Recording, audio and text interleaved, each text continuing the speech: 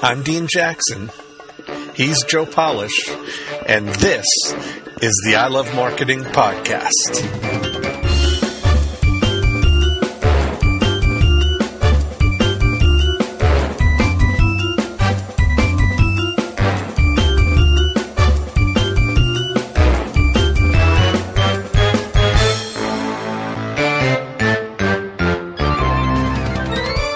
So, I mean, who do we start with? That's same end. You want to go over there? You want me to go last? Yeah. Haha. Oh, Fooled you. Okay. So, Mike's sitting clear. Thank you. yeah, I'm Dave Streen, and I help Joe with the I Love Marketing Meetup that's held monthly up in Scottsdale. And I do a lot of different things. They're all revolve around automotive dent repair. So I have guys that actually do the dent repair. I've got a tool company where we manufacture and sell the tools. I have a marketing company that does marketing for all the other dent guys around the country. And we also help the other tool companies with their marketing and stuff. So I knew nothing about marketing until I met Joe, and now I know a little bit. Yeah, and it helps. Oh yeah, well, it's changed my life. So everyone is in the marketing business, even if they think they are not. I mean, and really, the real business you're in is the arithmetic business when it comes to actually making profits. So, no matter what, you got to make the math work, and marketing is the thing that turns on the money faucet. And that's necessary, and how you package and position and present yourself, it doesn't matter what it is. But yeah, one of my favorite lessons was that if you truly believe you have the best product or service, you're doing a disservice by not getting it out there. Mm-hmm. That was really a paradigm shift for me. Yeah, and if you're one of those people that are completely unethical and you don't give a shit about delivering any value whatsoever, you at least convince yourself that that's true, your business will still do better. Yeah, so, yeah, but it is true. How many of you sell something that adds value to other humans' lives? Okay, so there's no relationship between being good and getting paid. There's no relationship, and so there's a huge relationship between being a good marketer and getting paid, and that's that's where and marketing makes selling easy and in many cases unnecessary, because if you don't have marketing, then you have to rely on selling, and there's nothing wrong with that. It's just selling is just marketing is just leveraging the ability to sell in far more effective ways so that you're communicating and you're packaging and you're presenting as effectively as humanly possible. I mean, and I learned marketing, many of you know my story. I was a dead broke carpet cleaner living off credit cards. So I never wanted to learn marketing. I just wanted to eat. I wanted to be able to pay my bills, and marketing is the one area where I was a good carpet cleaner, but I didn't know how to get anyone to hire me for my services until I started to learn how to effectively communicate that. And it was great that it was, something as boring and mundane as a carpet cleaning business, because when you have to figure out how to successfully sell something that nobody wants to buy, it actually puts you really in touch with, what do we say about this? How do we talk about this thing? And that's where, what I learned, that helping people make a buying decision, taking the complexity out of how to buy, and educating people on all the things they don't know that they don't know, is one of the most effective and also one of the most ethical ways to actually sell anything. So I think everyone should be a education-based marketer. And those of you that don't, because a lot of times people are like, well, I hear all these coaches and I hear these speakers that are talking about information, but I don't really sell information. And I don't know a single business category where if you don't put information in front of it, is not going to make it better. So I was selling carpet cleaning, but I created a consumer awareness guide. I had 24-hour free recorded messages and free reports, and now we got videos and we got social media and all this stuff. But if you're not putting information in front of what it is that you're selling, the product or service, you're just not going to sell it as effectively. So in reality, everyone is an information marketer if they're, wanting to do the best they can possibly do. So that's my rant on that. So. Like anyway. Joe says, always it's easiest to sell. Like if you're selling food, sell it where people are hungry.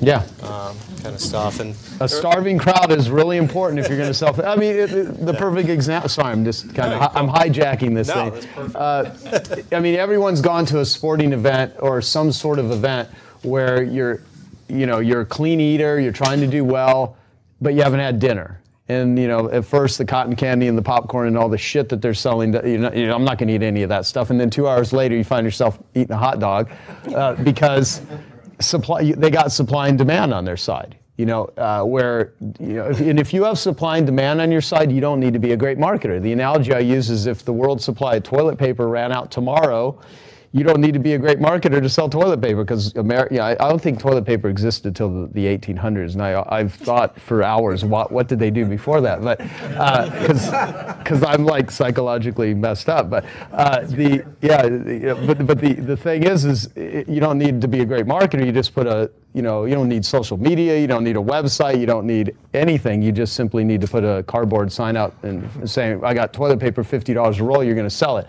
However, most people are not in that sort of position where you have supply and demand on your side. So that's where learning about marketing effectively. And what are you ladies laughing at? I'm dying over here. I'm looking back there. They're both smiling like they're making fun of. Googling what they did before toilet paper. Yeah. They're looking at pictures. Yeah. And it's one thing where someone has a smile, but if the smile looks really deranged and weird, I start thinking. Progressively gets larger, the smirk. Yeah. Yeah. Look at these. Yeah. So, Eunice, would you like to say anything? Okay. So no, but that's the whole thing. So that's my little rant on the effectiveness of marketing, and certainly everyone is here because they're interested in the subject, or why the hell would you be in an I Love Marketing Meetup group, right? So, and thank you for what you're doing. And you guys have the meetup groups in Scottsdale, and those are the third Wednesday of every month.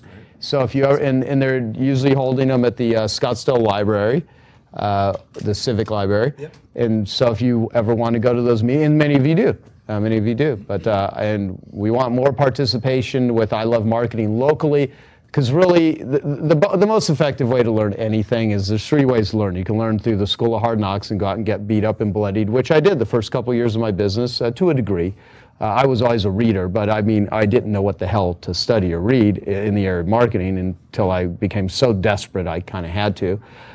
So you can learn through the School of Hard Knocks. The second is you learn through the experiences of other people. You read their books, you go to their seminars, you learn their information, but the most effective way to accelerate even that is to teach it to other people. So the moment you learn something and you go out and teach it to other people. So I think that's why there's a lot of teachers and educators and speakers in different genres, because those people just wanted to get really good at that thing, and they actually not only learned that was a real effective way to do it, for themselves, they actually learned that they can get other people to pay them money for that expertise. And so it's not a bad gig.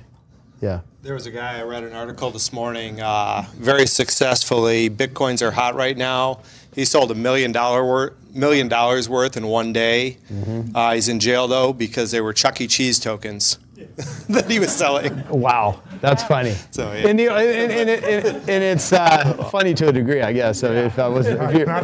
For the Chuck E. Cheese people. Yeah, that is. And that's an example of, like, in the gold mine, the gold rush days, whoever made the money were the ones selling the picks and shovels. The whole cryptocurrency is, for one, it's fascinating. I've invested in a couple different companies on blockchain and whatnot. But that being said, there's always people that will come out of the woodworks and present themselves as experts, and they will fleece people. And that's the unfortunate side of, yeah. So, and I guess my moonshot is I recently purchased dentrepair.com, and I'll be building that up. That'll be a whole system. So that's my 2018 moonshot. And so if people decide tonight they're going to go beat up their car, run into people, how do they reach you? Dave at dentrepair.com. Just shoot me an email. Awesome. Thank you. Thanks. Yeah. Hey, I'm the Kevin Kaufman. It's never happened before. I'm Kevin Kaufman. I actually own a real estate company called the Group 4610 Real Estate Network. And funny story is I was emailing with Gina a few months ago, right before the annual event, to get in the book. And I was answering the questions on the questionnaire, and I just signed up because I had known Joe for 40 seconds.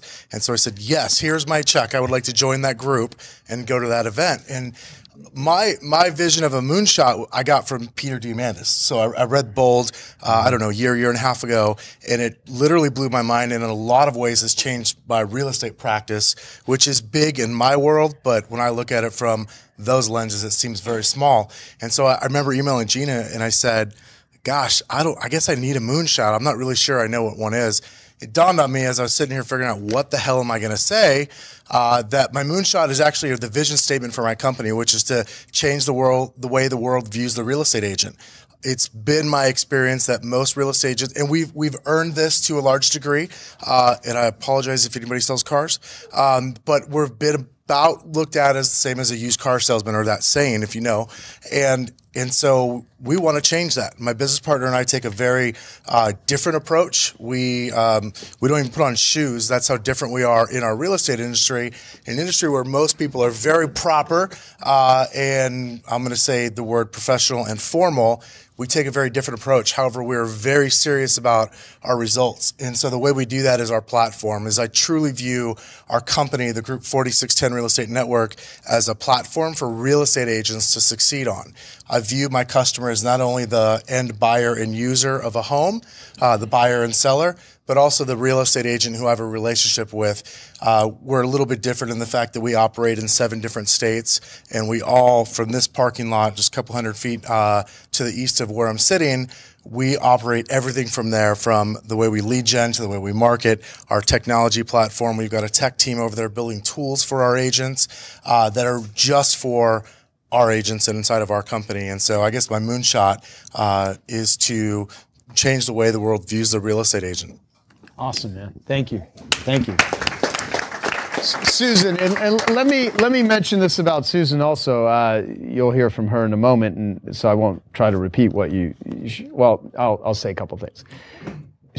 Has anyone ever been to the Celebration of Fine Arts, the big tent in North Scottsdale? She's been doing that for 25 years, so that's her business. Wow. And great artist, and she's very bright, very smart, very cool, and creates an environment where these artists can sell their art and make money, and she does all the setup and has been doing this successfully for many years.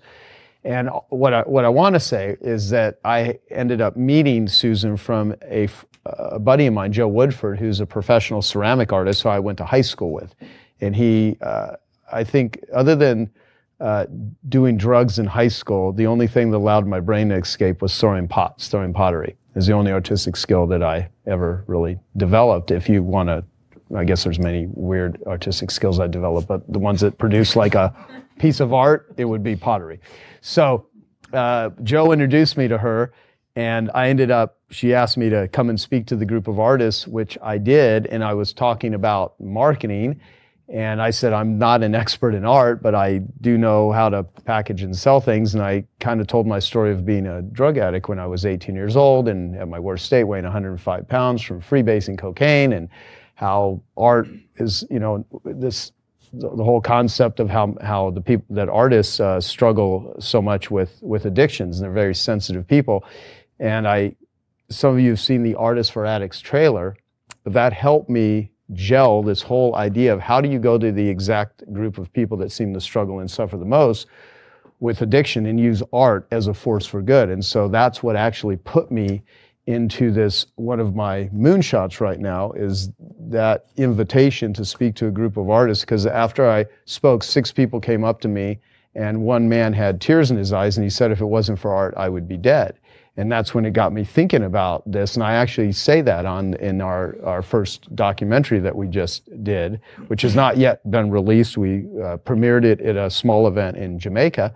And so Susan asking me, and me reluctantly saying, well, God, I don't even know what to say to a group of artists, but I did it anyway, because I have this philosophy is, even if it scares you, it's probably worth doing. I heard this saying early on in my career, do one thing every day that scares you, and that's different than like walking in front of traffic on the street. I mean, it's like intelligent things that force you to grow.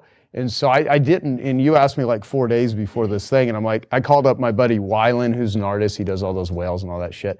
And I said, how do you sell art? Because he's one of the most successful commercial artists, and he had given me some suggestions and stuff. And so I kind of showed up and just talked to a group of artists, but the strategic byproduct is what came out of it. And so just showing up. But I want to thank you for that and putting that together, because I think, and now we're exploring all the different ways we're going to work together to help not only artists, but people struggling with addiction and using art as a force for good. So I should have not said as much, but I wanted to say that. Yeah, so thank you. Great. Thank you. You got set up. Yeah. Yeah. Gosh. The funny thing about that is, and maybe this kind of pertains to what I'm going to talk about, is we just met through our mutual friend Joe, and we were kind of, geeking out about success and marketing. And every Friday for the last probably 20 years during the art show, during our 10-week run, I would do a Friday morning meeting for the artists.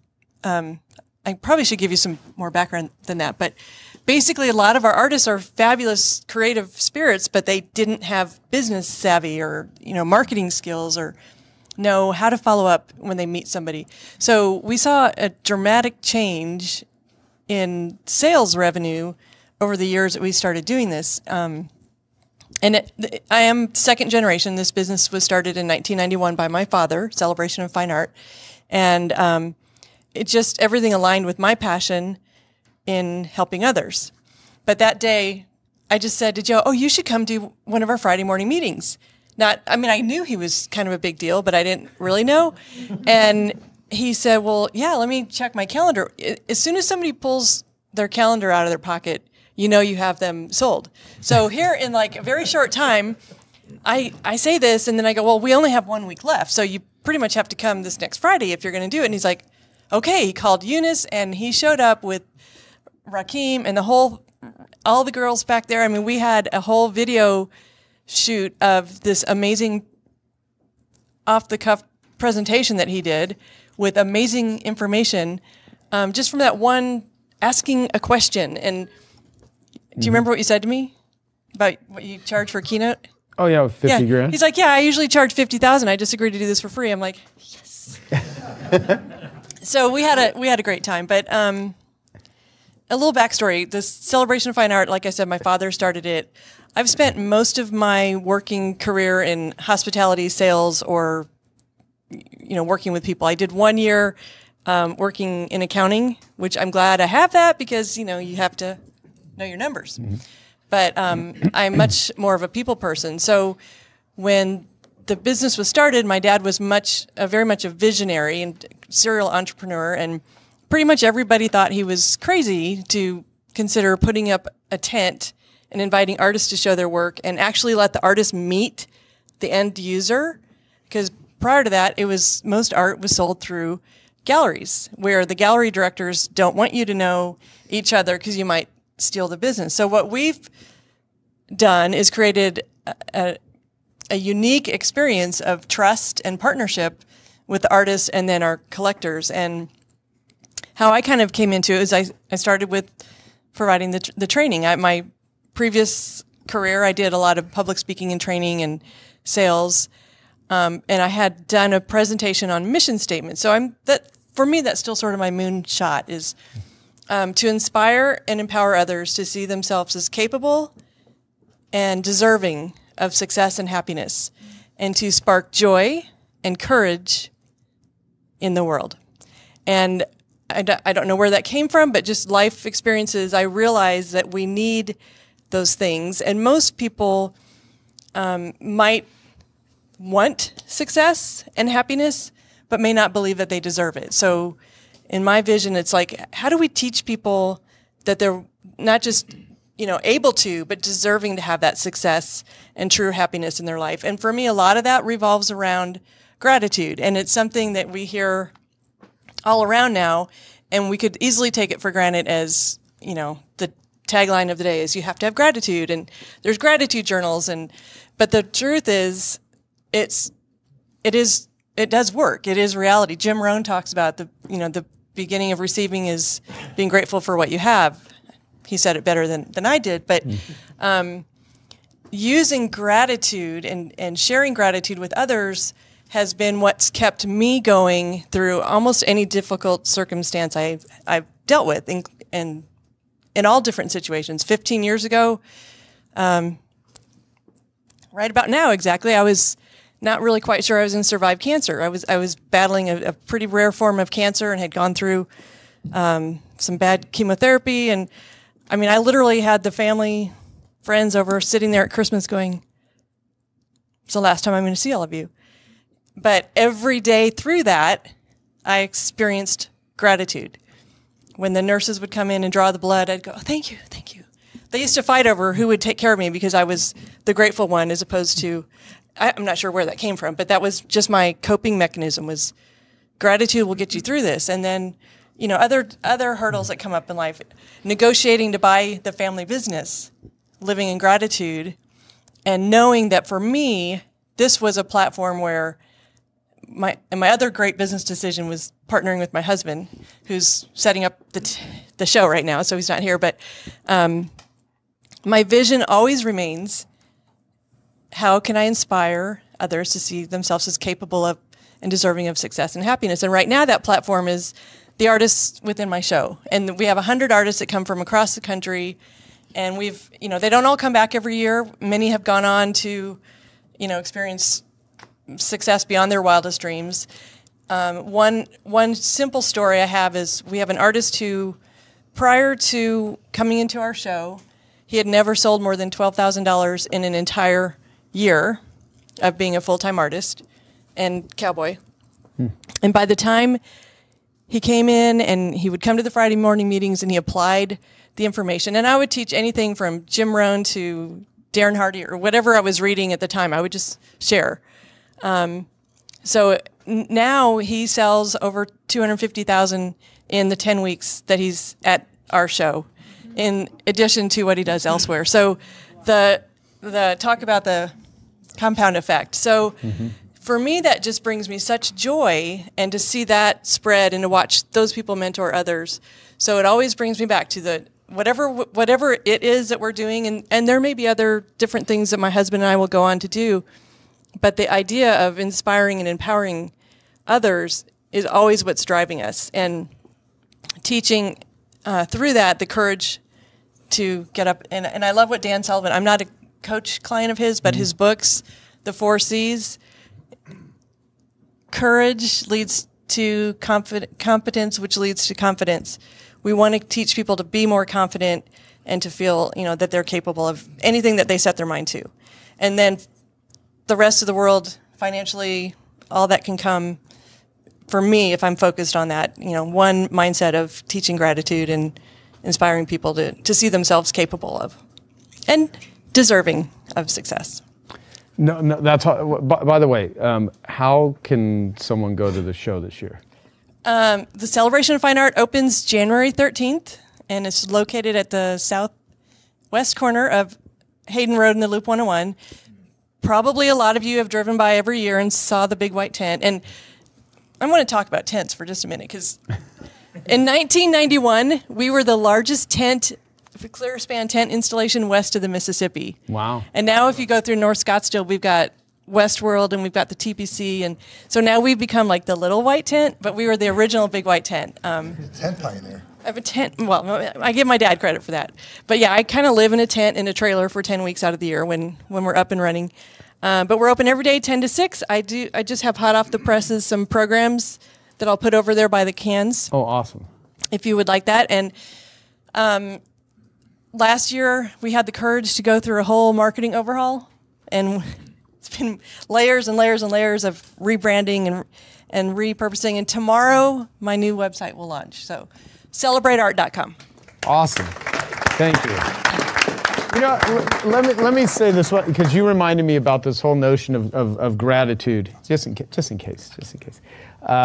And so the two areas to protect as an entrepreneur are your confidence and gratitude, because you will do things much more effectively once you have confidence in something. If you don't have confidence, and you have to rely on courage, which never really feels good. Confidence feels good. Courage just is like you got to kind of go through it. But you can have all the money, all the relationships, all the access, but if you don't have gratitude, you can be a very miserable human. And what you were saying reminded me of this when I was speaking at a Ryan Dice event a few months ago. I asked the audience, I said, how many of you in the room are worth $1 million? A few people raised their hand. I'm like, is anyone here worth $10 million? And I think like one person raised their hand. Anyone here worth $1 billion? No. I said, how many of you would like to be a millionaire? And everyone raised their hand. And I said, well, how many of you in the room would like to be a millionaire if you're not already? I'm asking you, all of you. Okay. Yeah. Okay. So what I said, well, how many of you would, anyone here give me your eyeballs for $1 million? You know, would anyone here, we could just hand over your eyeballs for $1 million? What about 10 million? Anyone give me your eyeballs for $1 million? 100 million? What about lop off your thumbs? Anyone lop off their thumbs for $1 million, or maybe cut out your tongue, or just what's that? 10 million. 10 million? You'll cut off your thumb? Shit, man, I'd almost do it if I wasn't so bored. No. I got a knife. But what the point is, like, all these people want to be millionaires. You know, they want to have all this stuff, and you're walking around with assets on your body, in your life, that people just take for granted. That the fact that you can see, and that you can hear, and that you can talk, and that you can eat, and it's that whole, that proverb, which is, he who has their health, he or she who has their health has 1,000 dreams. He who does not have their health has only one. And if you have aspirations, you're sitting here right now, you're able to do the things you're doing because you're not laid up in a hospital bed. And I 8 days ago prior was on a 14-day liquid diet. I didn't eat food for like 14 days, and I'd never done anything like that in my entire life. I probably lost like 8 pounds in the last 3 weeks. And basically the first day was the most difficult. The second day was pretty difficult. But on the first day, like, I just got a whole sense of gratitude. Like, I can't believe this, in my soft, cushiony life that I have, and I have my challenges like First anyone else. world problem. Yeah. Totally. What it made me realize is, like, man, I mean, how painful it must be to just, like, I wake up every day and I can eat mostly what I want. It's not like, am I going to eat today? So I want Mexican food, do I want Chinese food? And it just got me in touch with, God, how many millions of children go to bed every single night starving, and how painful that is. And when you get in touch with gratitude, it actually makes you appreciate everything you have that much more, but it actually gives you the ability to do something about it. I mean, Kevin talking about his surf and serve, if he didn't have gratitude, he wouldn't be doing that shit. I mean, that, like, value creation and contribution and being of service actually comes from a place of appreciation. And I would even say generosity is gratitude in action. Yep. When we're generous, it's actually the activity of abundance. Throw him that box. Yeah. Oh, See how, So no, I was saying generosity is gratitude in action. Yeah. So that's what's so great when we're face to face to poverty. And some of these folks, you just talked about the pain of hunger. I mean, just to get an idea, they huff glue. They'll pay 5 cents to get a coffee cup full of glue, and they'll huff glue to get themselves high enough, not because they want the high, because they want to forget that they're starving to death. Yeah. To get rid of the pain. And so, like, that's what, when I say when you give, I've been in the presence of that where you hand that person food and you realize they haven't probably eaten in the last few days. And like you said, all of your problems disappear. And then I'm in awe. Like, it's a funny, selfish thing, because what you're talking about is so great. I'm in awe of the possibility of my own generosity, like, at that moment. And then Jennifer and I were looking back at the photos. We're like, my gosh, like, we created this, and these kids, they're smiling and laughing, even if it's just for a few days. And so our moonshot is like, how can we do that longer term? But really, generosity being that gratitude of the abundance that we have and sharing it with people who have no way of paying us back. yeah. And I'm a huge believer in abundance. I truly believe there's enough of everything to go around, especially if we're generous with what we have and share that. And to your point, if health is everything, how many other cancer survivors, warriors in the room? Oh, that's Wow, unusual. that's rare. That's Yeah, really that's unusual. super unusual. Anyone in your family? Applause for doing a great Yeah, job yeah. yourself. Yeah. Yeah. Yeah. It is. A lot of people asked if it changed who I was. It didn't. I already was a happy person, but it gave me a bigger depth of gratitude and to understand that every day is a gift, and especially in this country, we do have first world problems here, pretty much. And when you've seen what you've seen, so what if we have to go around an accident or something on the 101? We have cars, and we can eat in our car and probably talk on our phone too. So, yeah, like Lee Brower, who's a buddy of mine from Coach, he said, he said, how many of you hate to take out the trash?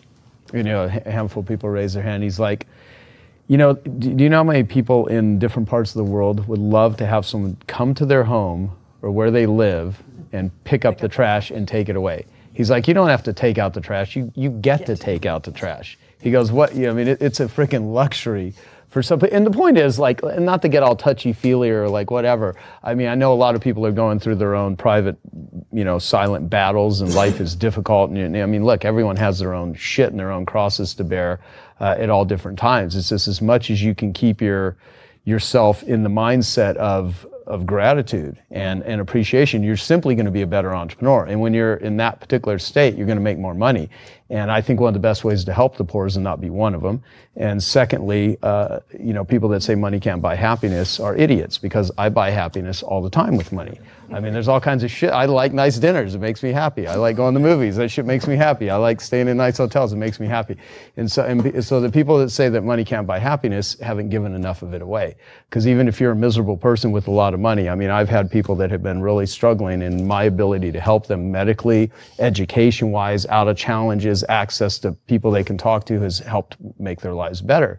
And so, I mean, there's so much you can do with money so it's not the money, it's what it gives you access to and how you do it, the experiences that it can give you. So I'm all for capitalism. I'm a capitalist, and Hayek says the biggest problem with capitalism is it was named by its enemies. And so capitalism in its purest form is, simply collaboration between individuals exchanging money for value. And we live in a world where there's a lot of anti-capitalist behavior, and people will attack you because you're actually doing. And there is crony capitalism, there's corporatism that is sometimes called capitalism, and there's bad aspects of everything. But most entrepreneurs that I know are really hardworking people, adding value in the world, just doing good stuff. I mean, most entrepreneurs I know are not evil, exploitive people. They're just good people working their asses off trying to do stuff. And so, anyway, thank you. Genius network for sure. Totally, yeah, totally. Thank you. All right, thank you. I'll take that as the applause for me in advance. I don't know if there's going to be time for this afterwards, so I just wanted to say in advance, Joe, I haven't been to one of these meetings yet. I want to thank you and everybody, if you get a chance, the whole I Love Marketing team and your team for having the courage and the time to put this together, because a lot of places you can be tonight. I've never been to one of these. Been in Genius Network about a year now, and absolutely love it. So part of my moonshot has a lot to do with something I've never told you that showed up in a table that was, you'd have to be here to understand. There was a table here in this room, something big that came up. Side note, do you do paintless dent remover? Yeah. Okay, so you could stop at the house, and my wife had something fall in the Tesla. It's horrible. I don't want to get into the story right now, but you could take care of that? Okay, side note. Okay. That's a big part of I'll tell you that story later, how you come home and there is an entire garage cabinet and screwdrivers and everything on a Tesla that's 2 weeks old. So I'll feel that feeling right there. I should have been told not to come home. So anyways, side note, Moonshot. I never got a chance to put one in my book. I still have it in the book. I still haven't done it. I got 3 emails. You guys were on top of me about doing it. Procrastination kicked in, every excuse in the world. And maybe it was because I was making it bigger than it really was. And I was making a bigger deal instead of just getting really real with my big moonshot for my life and for the world. So I'll take you back in time as I explain this right now. And this whole tonight reminds me a lot of how I get started in business. And when I first got started, the struggles that I had. And I was at least smart enough to recognize a lot of things I didn't know. So I'd go to meetings like this, not exactly like this, but I'd go anywhere I could go to learn cutting edge stuff, because I wanted to figure out what I was doing wrong, because I was selling back then, zero marketing. What I was doing, I didn't think I could do in marketing, and I was selling and I was pushing, and I came across the idea that I could learn how to sell better and I could learn how to be more influential. So I dedicated, I see a lot of my students here know me. I wound up learning influence skills, and I started learning what could make a difference, how I could get more people to buy, how I could get more people interested, how I could get more people to really buy stuff. Because when you're struggling and you're broke, the biggest thing you think about is making more money. So I'd go to meetings like this. And it didn't dawn on me back then how obvious these things are and how blind I was. I was in a relationship I should have never been in back then. Should have got out day one, and I was in it, because when you came home from a meeting like this, I'd be excited about what I was doing and what I learned, but I couldn't actually talk about it because the other person had no interest at all in what I was doing. And I would make up excuses, and I would tolerate things in my life. And I was living a lot of my life as a lie. And I would sell. And I finally, after about 3 or 4 years, I got so good at this influence thing that I made a lot of money. I got really, really good at influencing other people. I started making 6 figures. Then I made $250,000 a year, then $500,000 a year right around the time that I met you. And I started doing really, really well at what I was doing, but I was still not happy inside. And what was interesting was then I thought if I could teach enough other people how to be influential, then what happens is then I can be really good at this. Then I could build a business, which helped a lot of people out. And I was helping people do the same problem I was doing. I was helping them have more money, be more effective, sell more, but I was missing the whole piece of the coin. So I remember something when I first studied Earl Nightingale, and I'll throw this one back at you, and thank you for bringing that up, is when I learned that 3% of the world is successful, or 3% of the world makes $100,000 a year, or 3%. And that was something I first learned in 1998 when I first got into personal development. And the saddest thing hit me when I was sitting here in a meeting one day, and Joel had brought it up again about Earl Nightingale and how he talked about the strangest secret and how only 3% of the world is successful at what it is that they do. And it hit me. I said, I'll speak. I'm from New Jersey. I'll say it's bullshit. It's been literally 20 years since I've been at this, thousands of years since everyone else has been at this. And why is it that number has not changed?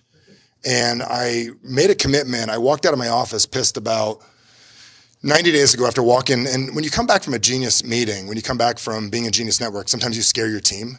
So I came back with like 1 million new ideas, and they have to get prepped. I have a COO that stops me at the door right now and takes the ideas and makes me take a day off afterwards because I'm so pumped up and excited about what I learned here. And I get stopped at the door. I go, Michael, you can't see them yet. And I'm kind of like in a fish tank. How many of you are at a fish? You got to introduce them to the water. And I get to get reintroduced to my team after my new ideas. And I came back and I said, you know what? I'm done with this whole teaching success to people. I'm done with this whole influence thing. We have old products for that we're going to do. I've been talking about this whole idea about teaching a 1% advantage to people for a long time, about if people knew how to do little subtle things. Like I teach little subtle things that every one of you in this room could get people's attention, make more money, sell people quicker. I guarantee I could teach you in 5 minutes 2 things that would make you more money tomorrow, guaranteed. But what I wasn't teaching people how to do is those same patterns that help people reframe things, the same patterns, hypnotic language patterns, reframe influence skills, could be yours on the most subtle things in the world. I mean, I teach this stuff to my kid. I think my life changed a lot having kids, and my 5-year-old has been really influencing me a lot in my life because, and this gets into my moonshot, and this gets into really my purpose in this plan, and I'm really excited and really pissed at the same time. And a lot of times you got to be excited and pissed to make things happen. And I recognized nobody is teaching kids and people how to live effectively. They're teaching them church and do this and don't do, like 10 commandments are cool. Like obviously we know not to kill our neighbor and sleep with the neighbor. Do you know what I'm saying? If you're married, we know that stuff already. But what they're not teaching is very basic things like how to deal with life. Like you get in a fight with your wife, how to deal with, or your girlfriend, or you're just going to fight with a business colleague. How do you deal with the rest of your day? So I'm walking in meetings and I'm using a technique on you and getting you to think differently, make decisions, buy something. Why not flip that same technique, which I do anyways in seminars? Why not teach people how to use those same techniques on how to make their life work better, how to really make a difference in the world? So in the last 90 days since I went to my last meeting, I came home and I came back to the team and said, we're done with the whole success thing. Let Tony have success. Let all these other people have success or marketing or make money. Let them have that. What I really want to do is teach people the 1% advantage to make a difference in how they communicate with themselves and make a difference in their lives, because personal development as a whole is something that's embarrassing for most people to talk about. Most people go to an event. I know this because when I ask for referrals, a lot of times people don't want to give up their friends. They don't want to tell people. Like most people don't walk out of a Tony Robbins event and go, I'm going to go tell 20 people I was there. They may post it on Facebook because it was cool that they were there, but a lot of people don't want to tell people because it makes you seem like you're broken or damaged or something's wrong. I mean, you know what I'm talking about. You don't want to rush and tell everybody I went to an event to make a difference. Yet I want to find a way to really change the conversation, how people communicate about personal development and how they really, what it really is. So the biggest thing I've been working on, I got a book coming out called The Human Owner's Manual. And human, I got to say, because I'm from Jersey, there's an H at the beginning. Human Owner's Manual. And it's really about how we operate ourselves and how we operate and how we communicate the stuff in our brain. So when something happens in your day, you put it in the place in your brain. I do this to people with intervention work, but why shouldn't you know when you get bothered how to put it in the right place, or you get turned on by something, put it in the right part of your brain so you can use it anytime you want. So for me, the big takeaway from this and my big push is we bought a building about 6 months ago in the middle of a renovation right now. We want to find a way to make personal development no different than going to a country club. We want to find a way. We've got in the real estate business now. So we're looking to put up, in the next 3 years, we want to put up 25 locations all over the world in high market areas and create groups that it's not for success, business, marketing, anything like this. People that want to go somewhere and they really want to make a difference. They want to make a change in the world, and they want to get around people that think the way they think. So what Genius Network does for marketing and success and business, we want to do with communication, with influence, with the ability to influence yourself and make a difference. So the collaboration of everything we're doing is huge. So my big moonshot is really, I would love to, before I die, before I leave the planet, and I'll steal something from Werner Erhard, my favorite quote I've ever heard is, tombstone's already been picked. It says, all used up and nothing left. And I would love it, by the time I die, that 4% of the people in this world can say I'm successful, I'm happy, I'm doing the things I want to do. If I can get it by 1%, I'll know I did my part. And it sounds silly, but I'm pissed and excited about it. I'm going to make it happen. And if you don't know me, you don't know me well enough. So I'm going to make that happen. So that's it. There's awesome. my moonshot. Thank you.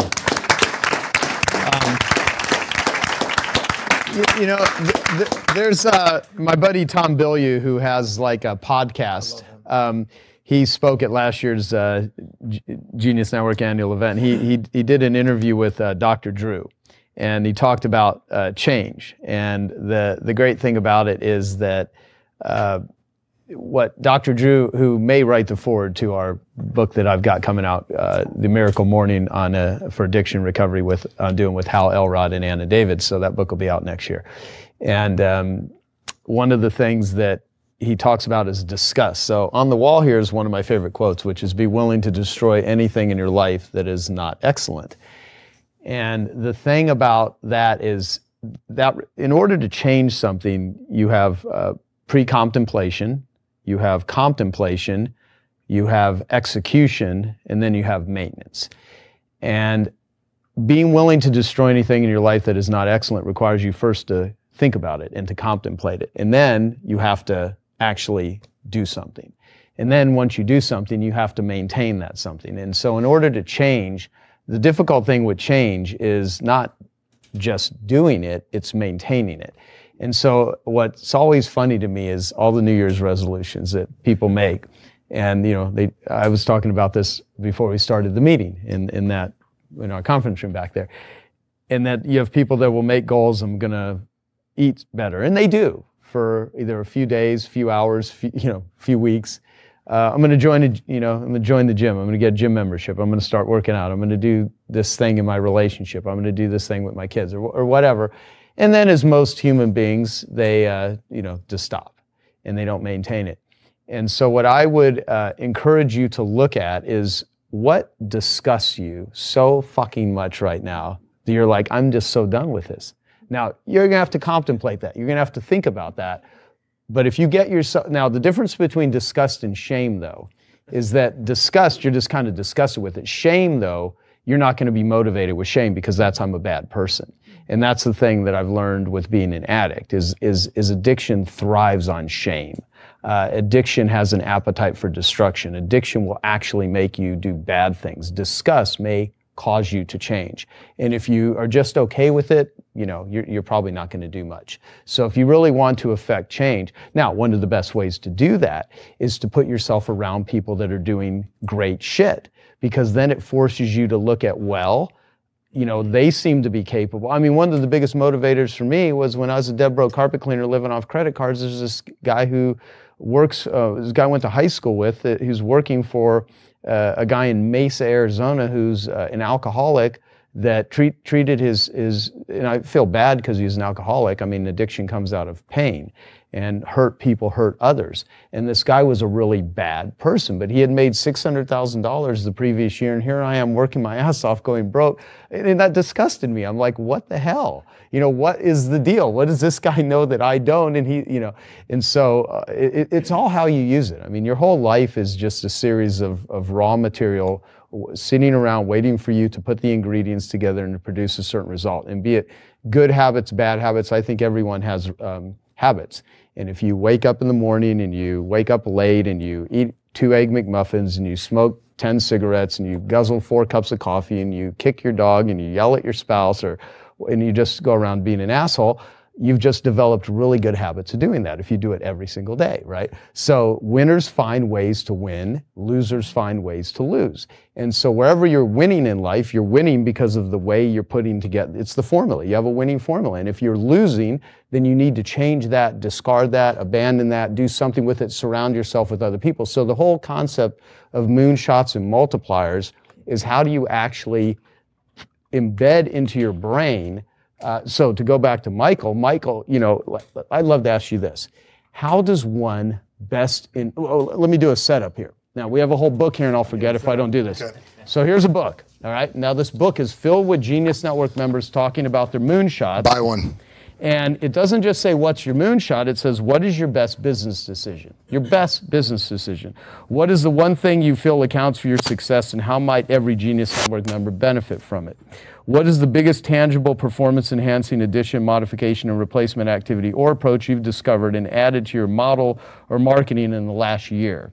Who are your current business heroes and non-business heroes? What are 3 things you do differently or better than your competitors that drive your business success? And how might everyone in Genius Network utilize any or every one of those advantages? And what is the single best piece of business and non-business advice you've ever received, and how did it alter your path? So we ask these questions to all these really bright people, and it's freaking phenomenal.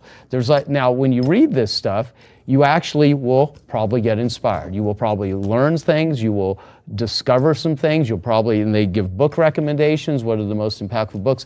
This is $100. All the money we're going to put into Artists for Addicts and Genius Recovery. So it'll go into my recovery moonshot if anyone wants one. These are $100.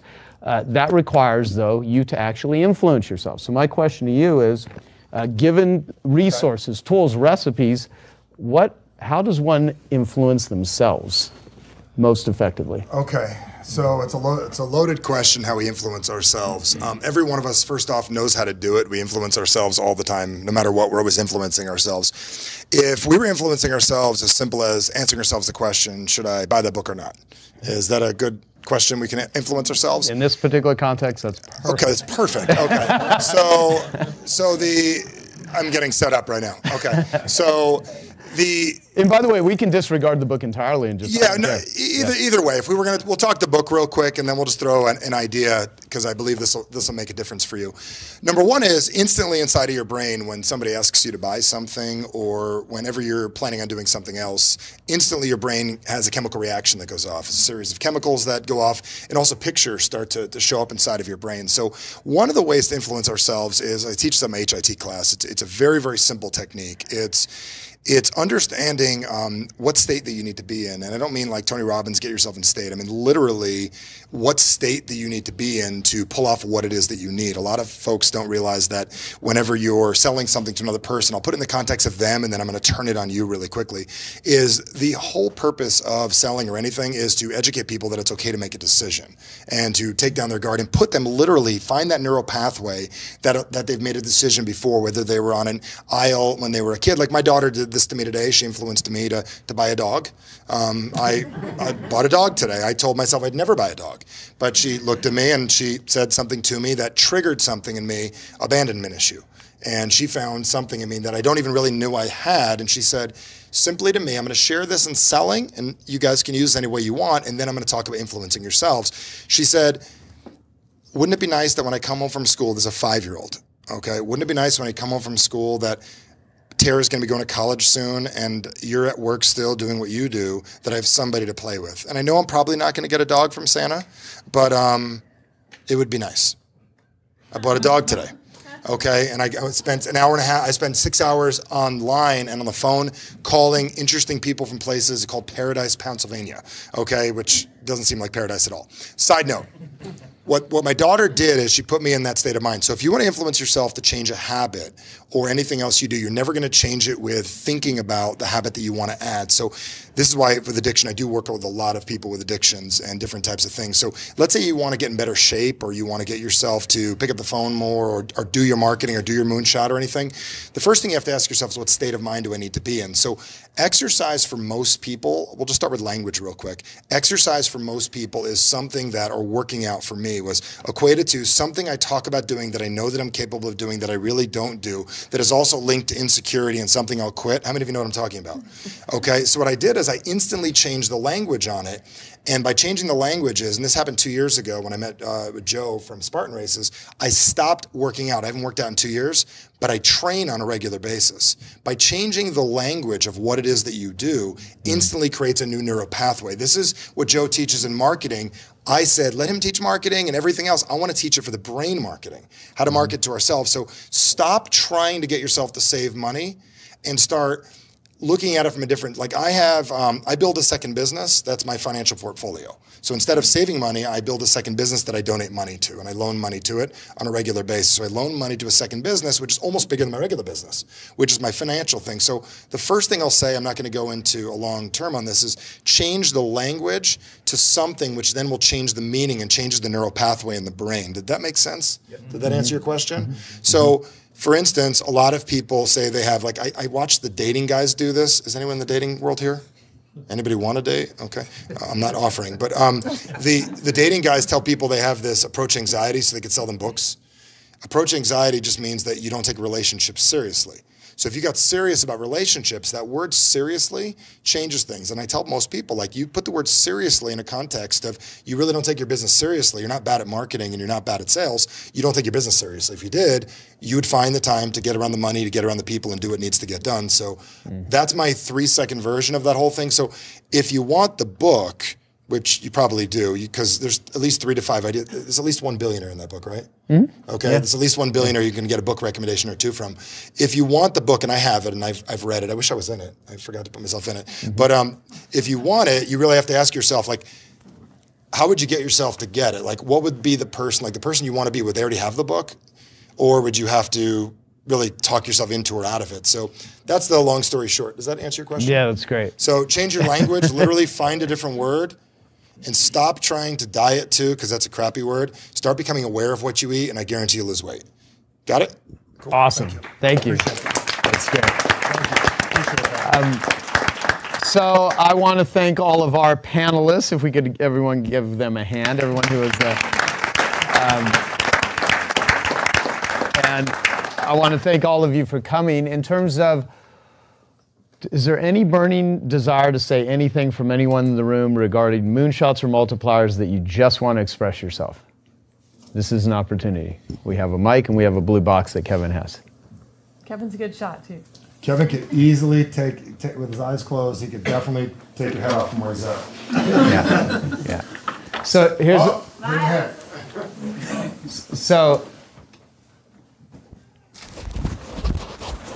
So just talking to this? Yeah. Well, now that doesn't amplify your voice; it just picks it up for the Facebook Live and everything. Moonshot is what you wanted? Yeah, sure.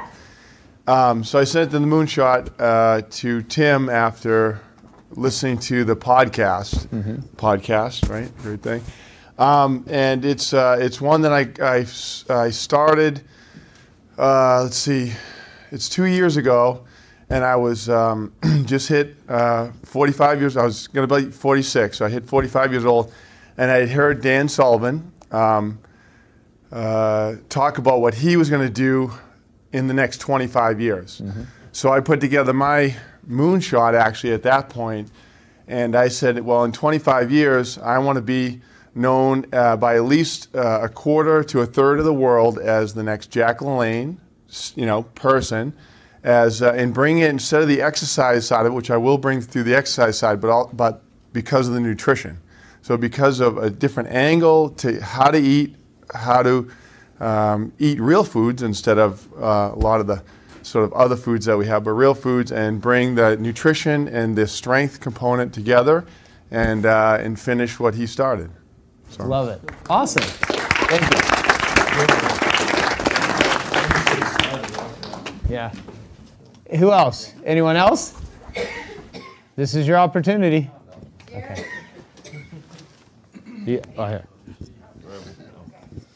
Thanks. All right. So my story and background, I learned about Joe Polish probably 6 years ago. Built up my window covering business. the missing component was the marketing. I sold that and started in the flooring industry with no knowledge or experience in flooring. And we're growing at an amazing rate, do close to $2 million in our third year here. And it's all really marketing, sales, business principles, and we do an outstanding job for our customer, provide a great customer experience. I appreciate most what you said, because I don't want to change the world. My big goal next year is to work with a dozen other people in the flooring industry to help them grow their business at least 30% next year. Mm-hmm. Great. Awesome. Well, and the thing is, like, if I die, the world's not gonna, it's whatever. It goes on. Like, I'm not of this belief that, like, change the world. And part of the whole change the world for a lot of people is a cop out. What? Oh, I'm just changing the world. Oh yeah, no. But Genius Network is changing the world. It's a big difference between Joe Polish. But here's the thing, though. Look, when it comes to changing the global conversation about how people view and treat addicts with compassion instead of judgment, and finding the best forms of treatment that have efficacy, unless I get hit by a truck or something severe happens, I will do everything I can to make that a reality. I mean, it's my calling. I can't leave it alone. And there's a lot of other ways that I can make money, and about half my time is now spent focusing on things dealing with addiction. And it's very difficult. It's very painful. I mean, I talk to people every week. I talk to a lot of people at every sort of addiction under the sun. I mean, going out and talking about having a sex addiction is not something that's, winning me awards. A lot of this stuff requires enormous vulnerability. It's putting myself out there. But the suffering that I want to reduce is significant enough, and there's not enough people that are willing to talk about it. And what I want to do is get people to out themselves, because you're as sick as your secrets. And people that are fighting silent battles, these are the hardest battles to fight. However, like, you start by changing one person, then maybe 5 people, then 10 people. Like, there's a lot of people like, I got something, I want to change the world. And it's like, well, have you changed anyone's world? Have you done it with 5 people? No. Have you done it with 10 people? So the point is, you start with a human. Like, David Berg figured out how to solve a problem for himself. And I should really say Janice, Dr. Janice Johnson, because she's probably the real smart one here. The real doctor, not the fake doctor over here. Dr. No. If I was smart, I'd agree with you. Yeah. But the point is, you solve a problem for yourself. Like, when I first started creating my carpet cleaning course, I'm a convert of my own system. I actually had a problem. I had to figure out a solution to that problem. I actually did. And then I sat and thought, God, how many other people have the same exact problem that I could help solve it? And so when I created that course, the way that I created it and the way I thought about it was, I want to create the exact recipes on how to do things that I wish had existed, so I didn't have to go through the misery that I went through when I was a dead broke carpet cleaner living off credit cards. And by taking that approach, it actually worked. And I think that same philosophy would apply to anyone. And so surround yourself with amazing people. Any problem in the world can be solved with the right sales letters, the line by Gary Halbert. Any problem in the world can be solved with the right Genius Network. So I look at Genius Network not just as my group, but what is a network of people that have genius level skills, capabilities, processes, methodologies that you can go and link with those capabilities and skills and make yourself that much better. So I'm going to do what I'm doing in the world of addiction with Genius Network. I mean, it sounds weird to some people, but that's my mechanism. And so one of the reasons I curate a group of amazing people is I get to sit in a room with some of the most brilliant people hearing the most cutting edge things on the planet, and they actually pay to be in that room.